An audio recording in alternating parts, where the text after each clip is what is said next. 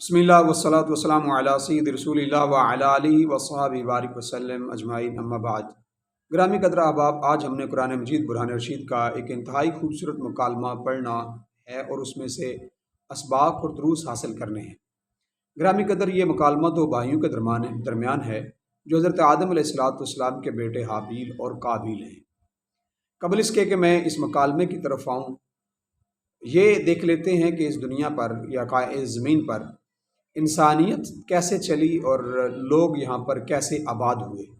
سورۃ النساء کی پہلی آیت اس طرف دلالت کرتی ہے۔ اللہ تبارک و تعالیٰ نے ارشاد فرمایا، یا ایھا الناس، اے لوگو، اتقوا ربکم، اپنے رب سے ڈرو، الذی خلقکم من نفس واحدہ، جس نے تمہیں ایک جان سے پیدا کیا ہے، وخلق منہا زوجہا، اور اسی جان سے ایک اس کا جوڑا بنایا، وبث منہما، پھر ان دونوں میں سے پھیلائے، رجالا کثیرا ونساء، بہت سارے مرد اور عورتیں۔ یعنی اس سے یہ سمجھ آئی کہ حضرت آدم علیہ السلام کی اور حضرت حوا سلام اللہ علیہا جب زمین پر تشریف لاتے ہیں تو اللہ تبارک و تعالیٰ نے ان سے مرد و عورت پیدا کی ہے۔ ان کی ترتیب ایسے تھی کہ ایک حمل کے ساتھ حضرت حوا سلام اللہ علیہا کے ایک جوڑا پیدا ہوتا تھا، ایک مذکر اور ایک مؤنث، اور دوسرے حمل میں ایک مذکر اور مؤنث۔ اور اس وقت کی شریعت کے مطابق حضرت آدم علیہ السلام نے جو ایک حمل کا مذکر ہوتا تھا دوسرے حمل کی مؤنث کے ساتھ اس کا نکاح فرماتے تھے، اور اسی طرح سے دوسرے حمل کا مؤنث پہلے حمل کے مذکر کے ساتھ آپ اس کا نکاح فرماتے تھے۔ اس طرح سے حابیل اور قابیل کا رشتہ طے ہوا، نسبت طے ہوئی، لیکن قابیل اس رشتے سے پسند نہیں تھا، بلکہ وہ اسی خاتون کے ساتھ نکاح کرنا چاہتا تھا جو اس کے ساتھ حمل میں پیدا ہوئی، اور یہ حضرت آدم علیہ السلام کی شریعت میں حرام تھا۔ اس بات پر وہ واضح تھا کہ میں اپنے ہی ساتھ پیدا ہونے والی جو اس کی بہن ہے اس کے ساتھ نکاح کروں، اور اس میں حضرت آدم علیہ السلام کی اس نے مخالفت کی۔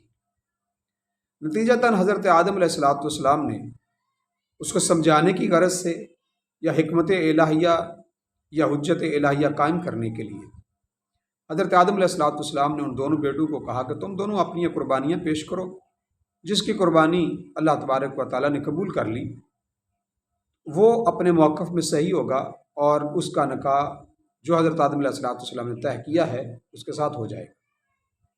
قرآن مجید برہان رشید سورہ مائدہ میں اس کی طرف اشارہ کیا ہے۔ اللہ تبارک و تعالیٰ نے ارشاد فرمایا، وَاتْلُ عَلَيْهِمْ نَبَأَ بَنِي آدَمَ بِالْحَقِّ، اے نبی صلی اللہ علیہ وآلہ وسلم، حضرت آدم علیہ السلام کے دونوں بیٹوں کی خبر صحیح بیان فرمائیے، سچی خبر سناؤ۔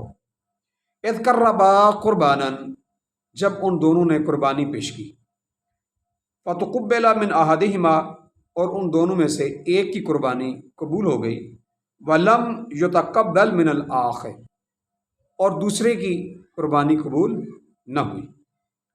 جس کی قربانی قبول نہ ہوئی اس نے کہا، قرآن کہتا ہے قال، وہ کہنے لگا لَأَقْتُلَنَّكَ، یعنی قابیل نے حابیل کو کہا کہ میں تجھے قتل کر دوں گا۔ قال، حابیل کہنے لگے انما يتقبل اللہ من المتقین، بے شک اللہ تبارک و تعالی متقین کی قربانی قبول کرتا ہے۔ یہاں پر ایک تھوڑی دیر کے لیے آپ رکیے، اور میں چند جملے یہاں پر عرض کرنا چاہتا ہوں۔ ایک تو یہ بات یہاں پر واضح ہوئی کہ حضرت آدم علیہ السلام جو کہ ان دونوں کے حابیل اور قابیل کے باپ بھی ہیں، سب سے پہلی بات تو یہ ہوئی کہ قابیل نے حضرت آدم علیہ السلام کی نافرمانی کی۔ چاہیے یہ تھا کہ آدم علیہ السلام نے جو کہا ویسا ہی قبول کر لے۔ اب اگرچہ آدم نبی ہیں علیہ السلام، اور نبی کا انکار بھی کفر ہوتا ہے، یہ بھی کافی ہے، لیکن جو دوسری جہت ہے جو میں یہاں عرض کرنا چاہتا ہوں وہ آدم علیہ السلام قابیل کے باپ ہیں۔ تو گویا ہم یوں کہیں گے کہ باپ کی نافرمانی بھی ایک دن ایسا آ جاتا ہے کہ وہ دین سے دور کرتی ہے اور کفر تک لے جاتی ہے، اگر باپ مومن ہو تو۔ اس لیے اپنی والد کے ساتھ اور اپنے والدین کے ساتھ ہمیشہ ان کی اطاعت میں زندگی گزارنی چاہیے۔ دوسری بات، جہاں یہ باپ کی نافرمانی ہے وہاں یہ نبوت کی بھی نافرمانی ہے۔ اسی طرح سے اور اب نبی شریعت کا داعی ہوتا ہے، اور شریعت تو اللہ تبارک و تعالیٰ کے احکامات ہوتے ہیں، اس لیے وہ نافرمان صرف والد کا اور نبوت کا نافرمان نہیں تھا بلکہ وہ پروردگار عالم کا بھی نافرمان تھا۔ اسی لیے حابیل نے اس کے جواب میں جو دلائل دیے ہیں ان میں سے سب سے اہم بات جو اس نے کی ہے وہ کہتا ہے انما یتقبل اللہ من المتقین، یعنی تم مجھے جو قتل کرنا چاہتے ہو اس بنیاد پر کہ تمہاری قربانی قبول نہیں ہوئی اور میری قربانی قبول ہو گئی ہے، تو گویا تم حسد کی آگ میں جل رہے ہو، اس کی قربانی کیوں قبول ہو گئی ہے، اس کا نذرانہ اور اس کی نیاز کیوں قبول ہو گئی ہے۔ اس کے جواب میں حابیل نے کہا کہ یہ اللہ تبارک و تعالیٰ صدقات اور خیرات اور قربانی ان کی قبول کرتا ہے جو متقی ہوتے ہیں۔ اس میں حابیل اپنے لیے یہ جملہ فخر کے لیے نہیں ہے بلکہ یہ اس کو سمجھانے کے لیے ہے کہ تمہارے اعمال متقین جیسے نہیں ہیں۔ اگر تمہارے اعمال متقین جیسے ہوتے تو تم اپنے باپ کی فرما برداری کرتے، تمہارے اعمال اگر متقین جیسے ہوتے تو تم جناب نبی آدم علیہ السلام کی فرما برداری کرتے، اگر تمہارے اعمال متقین جیسے ہوتے تو شریعت اسلامیہ کے داعی بنتے۔ تم نے نافرمانی کی ہے اپنے باپ کی، نبی علیہ السلام کی اور اللہ تبارک و تعالیٰ کی، اس لیے تم متقی نہیں رہے، تم پرہیزگار نہیں رہے۔ اور جبکہ قربانی قبول کرنا یہ تو متقین سے ہے، اللہ تبارک و تعالیٰ متقین سے قبول کرتا ہے۔ یہاں ایک جملہ اور بھی سماعت فرما لیجیے، قربانی ہے کیا؟ قربانی ایک عبادت ہے جو ہم اپنے مال سے کرتے ہیں، اور ایک اصول یہاں سے بڑا خوبصورت ساری زندگی کے لیے ہمارے پاس آ رہا ہے۔ آپ عبادت چاہے جیسی مرضی، جس طرح دن رات صبح و شام جو مرضی کریں، لیکن اگر آپ کے پاس تقوی نہیں ہے، اتقا نہیں ہے، تو یاد رکھیے آپ کی عبادت قبول نہیں ہوگی۔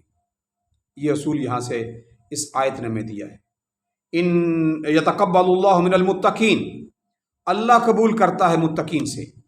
لہٰذا ہمیں یقیناً اپنے اعمال کی طرف اور اپنے کردار کی طرف اور اپنی نیت کی طرف ہماری توجہ رہنی چاہیے۔ یہاں پر ہی حابیل نے اپنی بات کو ختم نہیں کیا، بلکہ اس نے اگرچہ وہ طاقت میں تھا، وہ برابر کا تھا، ایک جیسے ہی تھے، وہ مقابلہ کرنا چاہتا تو کر سکتا تھا، لیکن اس نے کیا کہا؟ اس نے کہا لئن بسطت الی یدک لتقتلنی، اگر تو نے مجھے قتل کرنے کے لیے اپنا ہاتھ میری طرف بڑھایا، ما انا بباسط یدی الیک لاقتلک، تو نے اگر اپنا ہاتھ میری طرف بڑھایا مجھے قتل کرنے کے لیے تو میں تجھے قتل کرنے کے لیے اپنا ہاتھ آگے نہیں بڑھاؤں گا۔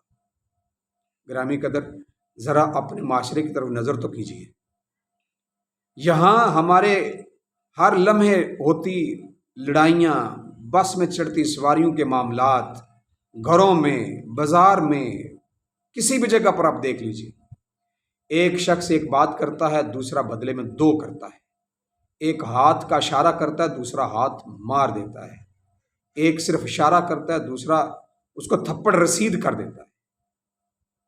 جبکہ یہاں معاملہ حابیل نے کیا کہا کہ اگر تو مجھے قتل کرنے کے لیے چاہے، قتل کرنا بھی چاہے تو ہاتھ اٹھائے مجھے قتل کرنے کے لیے، میں اپنا ہاتھ اٹھانے والا نہیں ہوں۔ کیوں؟ انی اخاف اللہ رب العالمین، میں رب العالمین سے ڈرنے والا ہوں۔ اس کا مطلب یہ ہے کہ جو اللہ سے ڈرنے والے ہوتے ہیں وہ فساد میں نہیں پڑتے، وہ لڑائی جھگڑے میں نہیں پڑتے۔ اللہ کا خوف ہی وہ بنیاد ہے جو انسانیت کو فساد سے بچا سکتا ہے۔ اگر ہم چاہتے ہیں کہ ہمارا معاشرہ فساد کا سبب نہ بنے تو اس معاشرے کے اندر اللہ کا خوف ہونا چاہیے۔ جو لوگ خدا خوفی کرتے ہیں، جنہیں اس بات کا علم ہو جاتا ہے کہ اللہ تبارک و تعالیٰ کے سامنے ہم نے کھڑا ہونا ہے، وہ کبھی بھی اپنے ہاتھ نہیں اٹھاتے بلا وجہ معاشرے کے اندر۔ اس لیے حضرت حابیل نے بڑے خوبصورت انداز میں کہا، انی اخاف اللہ رب العالمین، میں تو اللہ تبارک و تعالیٰ سے خوف کھانے والا ہوں۔ اور پھر دوسری بات جو آپ نے کی، آپ کہنے لگے انی اریدو، میں یہ چاہتا ہوں ان تبوء باسمی و اسمک، کہ تو میرا گناہ بھی اور اپنا گناہ بھی دونوں اپنے ایک پلڑے میں ڈال لے۔ یعنی اس کا گناہ تو ہے، یعنی وہ نافرمان ہے، وہ حاسد ہے، وہ ارادہ قتل رکھتا ہے، قتل کرنا چاہتا ہے، اس کا گناہ تو ہے۔ میرا گناہ کیا ہے؟ یعنی حابیل کا گناہ، بنیادی یہ حابیل کا گناہ نہیں ہے، اصل میں وہ مستقبل ہے، یعنی جو ایک اور گناہ وہ کرنا چاہتا ہے، یعنی قتل کا، یعنی قتل جو حابیل ہوگا اس کے قتل کا گناہ، اس کو بھی حابیل نے کہا یہ بھی تیرے پلڑے میں آ جائے، فتکون من اصحاب النار، پس تو ہو جائے جہنمیوں میں سے، وذالک جزاء الظالمین، اور ظالمین کی یہی جزا ہے، ظالمین کا یہی بدلہ ہے۔ تو اس کا مطلب یہ ہوا کہ جو قتل ہوتا ہے وہ نتیجہ، قاتل جو ہوتا ہے وہ اصحاب النار میں سے ہوتا ہے، قاتل جہنمی میں سے ہوتا ہے، اور یہ ظالموں میں سے ہوتا ہے۔ حابیل اور قابیل کی یہ گفتگو ہمارے معاشرے میں بھائیوں کے درمیان ہونے والی گفتگو اور بھائیوں کے درمیان ہونے والے معاملات کے لیے بہت ہی خوبصورت دلیل ہے۔ ہم میں سے ہر کوئی چاہتا تو یہ ہے کہ ہمارا معاشرہ ٹھیک ہو، ہمارے گھر ٹھیک ہوں، بھائیوں میں صلح ہو۔ تو کیسے ہوگی؟ قابیل کے رویے سے یا حابیل کے رویے سے؟ یقیناً حابیل کے رویے سے ہوگی۔ جس نے حابیل کا رویہ اپنایا، کیوں قابیل بننے کی کوشش کرتے ہیں؟ حابیل کا رویہ اختیار کیجیے۔ اگر آپ اپنے حق سے پیچھے ہٹ بھی جائیں گے تو اس سے کیا فرق پڑ جائے گا؟ کوئی فرق پڑنے والا نہیں ہوتا۔ لیکن اگر بھائی آپس میں مل کے بیٹھ جائیں، آپ کا بھائی ہو، چھوٹا ہو یا بڑا ہو، اگر مل کے بیٹھ جائیں تو کتنی خوبصورتی کے ساتھ ایک فیملی سسٹم، کتنی خوبصورتی کے ساتھ ایک برادری پروان چڑھتی ہے، اور نتیجہ معاشرہ اچھا ہوتا ہے۔ گرامی قدر، چونکہ ہمارا موضوع مکالمہ ہے تو یہ مکالمہ آپ نے دیکھا، اس مکالمے کی دو جہتیں ہیں۔ ایک جہت اول، اس میں قابیل ہے جس نے بات کی ابتدا کی ہے، اور جہت ثانی جو ہے وہ حابیل ہے جس نے اس کا جواب دیا ہے۔ اس مکالمے کا موضوع کیا ہے؟